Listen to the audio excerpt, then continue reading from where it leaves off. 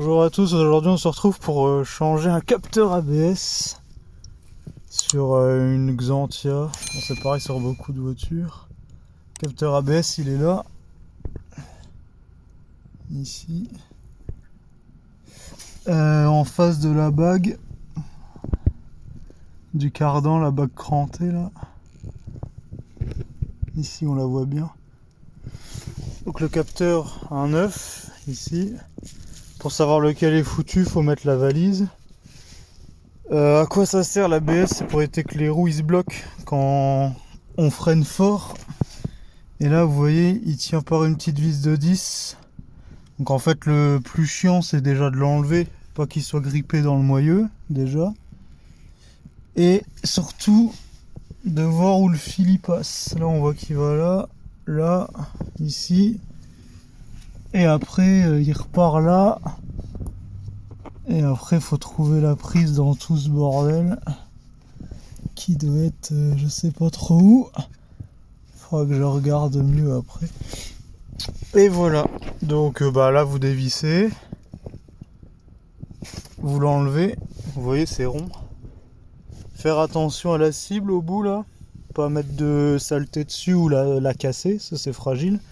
Ne pas taper dessus non plus. Sur le capteur, le nouveau. L'ancien vous pouvez le prendre à la pince ou quoi. De toute façon si vous le changez c'est qu'il est mort. Donc pas taper dessus pour pas le foutre en l'air.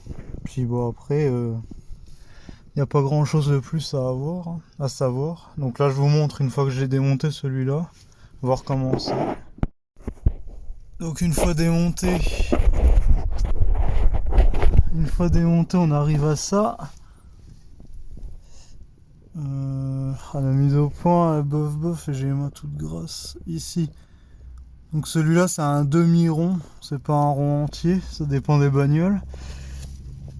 Donc ça vous empêche pas ici de nettoyer un petit coup à brosse métallique ou papier à poncer, histoire que ce soit propre. Vous pouvez mettre un tout petit peu de graisse aussi, ici. Bon après là honnêtement vu que c'est pas un rond, il y a pas besoin quoi, il peut pas rester bloqué, on prend une pince, on le jette sur le côté puis c'est bon. La prise elle passait là et elle va là-bas au bout. Moi je l'ai coupée. Là vous le voyez là-bas, elle est là-bas par terre. Je l'ai coupée parce qu'elle passait dans les canalisations en ferraille. Et j'avais pas envie de démonter toutes les canalisations en ferraille ou tout couper.